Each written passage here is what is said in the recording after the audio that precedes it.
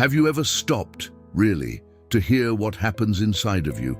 Not the hasty voice of the mind, but that almost forgotten whisper which only appears in silence. We spend our whole life looking for answers from outside. One more course, a relationship, a new goal, and every time you get there, you feel that something is still missing. Why? Because maybe what you are looking for is not out there. It has never been. What if the answer you are looking for is inside of you all the time? What if this discomfort that haunts you is just a call, an invitation from your own inner world, begging to be seen? Jung said that within each person there is an occult world, a place where they live wounds, yes, but also the wisdom that can heal them. But there is a problem. The society in which we live does not teach us to look inside. It distracts us. It speeds us up. It conditions us to seek out what can only be found within. But tell me, how many times have you felt completely alone, even surrounded by people? How many times have you ignored that emptiness in your chest, trying to fill it with noise? Is this pain you feel not actually a reminder that you have moved away from yourself? And while this reconnection does not happen, we continue to spin in circles, tired, lost, looking for meaning where it has never been. But what if you stop now, close your eyes and ask yourself, what do I really need? Are you ready to hear the answer? Have you ever had the feeling of living on automatic? He wakes up, fulfills what he has to fulfill, smiles when they expect him to smile, but inside something cries, a silent nuisance, difficult to explain, as if everything was right, but not well. What if I told you that this void has a name? Disconnect. Not with others, with you. We learn early to adapt, to fit in the spaces, to please, but no one teaches us to listen to our own soul. No one says that ignoring who you are has a price, and the price is high. Have you noticed how some pains seem not to pass, no matter what you do? How do certain patterns repeat themselves, even when you try to change everything around you? Maybe what needs to change is not out. Because as you move away from your truth, your mind screams, your body gets sick, your emotions get confused.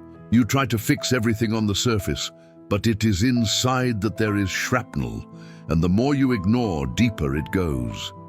You feel in the anxiety that does not give respite, in insomnia, in the desire to disappear, even without understanding why. But what if this suffering is your own being trying to wake you up, trying to say, hey, there's something important in here that you're not looking at? Would you have the guts to listen? What is there in you that you'd rather not see? That part you hide, even from yourself. The anger you deny, the guilt you push under the carpet, the thoughts that he thinks ugly, wrong, unforgivable. Jung called it shadow. But make no mistake, the shadow is not evil. It's just everything you've learned to repress to be accepted. And that's where the problem lies. Because the more you try to erase it, the stronger it gets. Have you ever been surprised, reacting in a way that you didn't even recognize, saying something you did not want, hurting someone or yourself? These moments are the shadow trying to emerge, trying to say, look at me, I am also part of you. But facing it is scary, isn't it? Because looking at the shadow requires courage, requires to stop pointing out and start taking responsibility. Not to punish yourself, but to free yourself. After all, how can you cure what you do not even recognize that exists? And if, instead of denying its shadow, you would listen to it? What if it is not an enemy, but a master, a forgotten piece of its own strength? Light does not exist without darkness, and you will not be whole as long as you continue to cut pieces of yourself. Is it time to make peace with what you hide? Do you pay attention to your emotions, or just try to get rid of them as soon as possible? When sadness comes, do you listen, or are you distracted? When anger appears, do you understand or repress?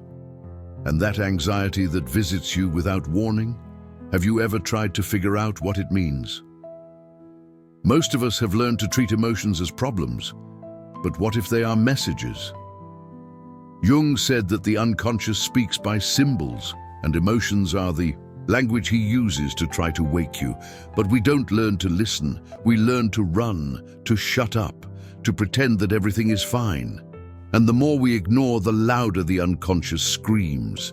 That strange dream you had, that feeling without explanation, that sudden desire to change everything, none of it is by chance. But have you been paying attention?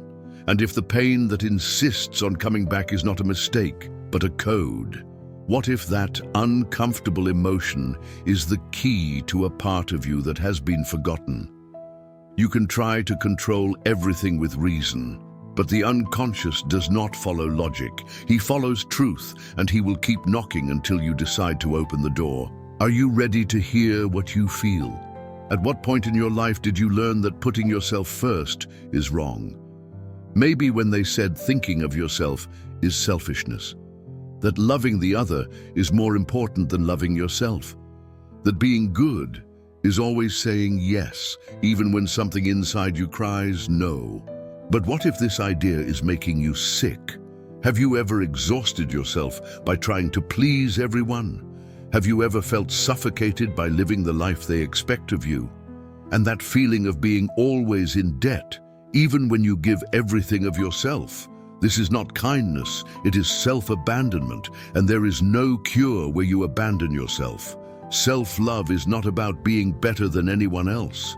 It's about remembering that you also matter, that your needs are valid. Saying no to others is sometimes the greatest yes you can give yourself. But then comes the guilt, right? The voice that whispers, you're being selfish, will disappoint someone. But what about you? How many times have you been disappointed by not choosing yourself? You can love and still set limits. You can take care of others without forgetting in the process. You can be gentle without nullifying yourself. And if prioritizing is not selfishness, it's emotional survival. The question is, do you have the courage to choose yourself even when it bothers others? Do you know who you really are? Not who the world expects you to be, not the character you learned how to dress, but who are you when no one is looking? Authenticity has a price, and therefore many prefer masks. Masks of happiness, strength, control. Masks that say, it's okay, while the chest bleeds in silence. Because being you requires courage. Courage to disappoint, courage to leave the paper, courage to lose applause, but find peace. Have you ever felt exhausted by maintaining a version of yourself that no longer makes sense? Have you laughed when you wanted to cry? Have you ever said yes, wanting to run away? These small betrayals to yourself charge a high price. They pile up, and one day you wake up not recognizing who you have become. But there is a way out. It begins in silence. At that moment when you ask yourself, who would I be if I wasn't trying to please anyone? The answer may hurt, because sometimes being authentic means losing people, abandoning old ways, and face truths that you have avoided for years. But it is in this space that the soul begins to breathe. It is in this emptiness that true balance is born. Do you prefer to be accepted for what is not, or live in peace, being who you were born to be? Has anything ever happened to match so perfectly that it seemed impossible just by chance? A book that appeared at the right time. A person who came up with the exact answer you needed. A sentence, a number, a dream that seemed to have been sent just for you. What if it wasn't a coincidence? Jung called this synchronicity, events that do not have a logical connection but carry a deep personal meaning, as if the universe, in silence, answered you, as if the reality outside was only a mirror of what is happening inside. But to see you must be present, you must listen, because the universe does not scream. He whispers, he points, he dances with you, but only if you are willing to feel the rhythm. Have you ever wondered how many answers passed by unnoticed? Are the signs everywhere, and what is missing you a line? Perhaps when you start living your truth, life also starts to guide you, and the way is revealed, not at once, but step by step, sign by sign. Coincidence? Or just life trying to remind you that you've never been alone? Have you ever heard that voice? The one that says, "You're not good enough. You'll fail. Who are you to try?" She doesn't scream. She whispers. It appears in doubt, fear, paralysis.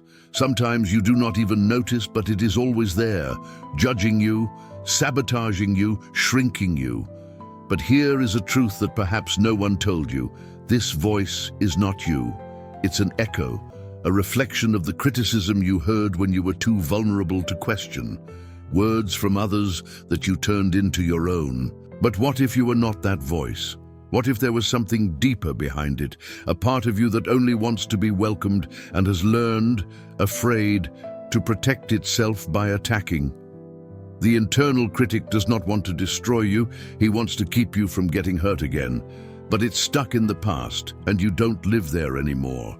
You can choose to listen with compassion, you can learn to treat yourself as you would treat someone you love, and gradually that voice loses strength. Because it only exists as long as you believe it. So the next time she comes, ask, who is speaking to me now? Is this true, or is it a wound that makes me doubt myself? You deserve to be free. Even from the voice you learned to hate yourself. How many times have you known without knowing how to explain? That feeling that something was right or wrong, even before any evidence. That silent certainty, which came out of nowhere but seemed to shout, "It's this way." This is intuition. And no, it's not magic. It's ancient wisdom. It's the unconscious talking to you and through the body, sensation, instinct. But the world has taught us to doubt it. Use logic. Be rational. Prove, calculate, compare. And so you disconnected from your most powerful compass. But tell me, how many times following logic has taken you to places that had no soul? How many times did the plan seem perfect, but something inside you begged not to go? What if your intuition is the way back to your truth? She does not scream. She does not force. She whispers. And it can only be heard when there is silence inside. Do you trust yourself enough to listen?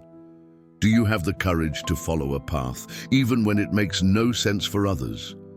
Because intuition does not explain. It guides. And every time you ignore it, you lose a little bit of yourself. But every time you trust, you find yourself. Perhaps the most important question is not what should I do, but rather what deep down I already know and am afraid to admit. Have you ever felt that you are looking for something even without knowing exactly what? A feeling of missing a piece. That, despite everything you have lived, there is still a part of you that has never been touched. A silent call from within. Jung called it individuation. It's not about becoming someone new. It's about remembering who you are behind the layers, the wounds, the masks. It is the journey of returning home for yourself. But attention, this journey is not linear. It does not come with a map or shortcuts. Sometimes it seems to advance, other times backwards. Because growing up hurts and awakening often disorganizes everything. You will lose certainties, will review truths, will feel alone, even surrounded by people. But every step towards its essence is an act of healing, a reunion with your soul. Have you ever stopped to think that your suffering can be an invitation, that the pain did not come to punish you but push you inside?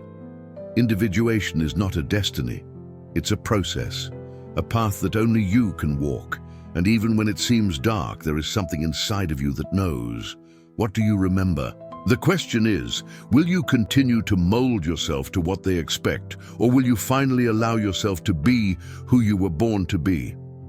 What if what you avoid most is exactly what can cure you? The anger that scares you, the guilt that you pretend not to feel, envy, fear, resentment, everything that learned to hide. From early on, they taught that feeling is wrong, that it is ugly, weak, shameful. But no one said that these emotions are not enemies, they are messengers. Each negative emotion carries a request, a call from you that has been ignored, wounded, or silenced. And as long as you continue to fight them, you will continue fighting yourself. Jung said, "What you resist persists." But when you welcome, everything changes. Anger can reveal where your limits have been violated. Guilt can show where you haven't forgiven yourself yet. Sadness can be a grief that still needs room to breathe. Have you heard these emotions without judgment? Have you ever asked, "Why are you here? What are you trying to show me?" The shadow, when denied, dominates you. But when recognized, it turns into strength, in clarity, in presence. You can run away from yourself for a while, but the shadow always waits, not to destroy you, but to free you. The cure begins when you stop running away and decide to look into your eyes, even from your darkness. You are the answer you seek. Answers in books, in people, in brilliant promises, healing in a new course, relief in a distraction, meaning somewhere far away. But in the silence, something was still missing, isn't it? Because deep down, you already knew no one can give you what only you can access.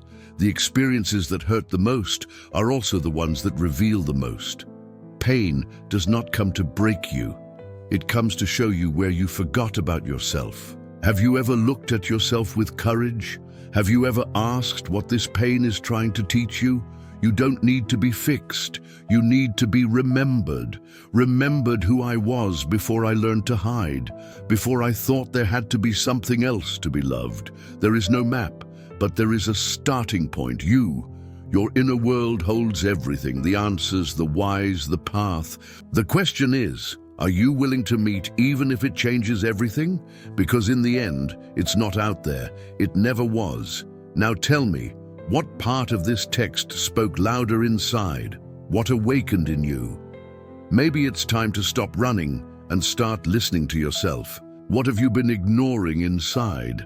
If this content touched your heart, share with someone who also needs to hear this, and leave here in the comments, what more excerpt represented you? What question was echoing in you? Let's go together on this journey back home, back to yourself.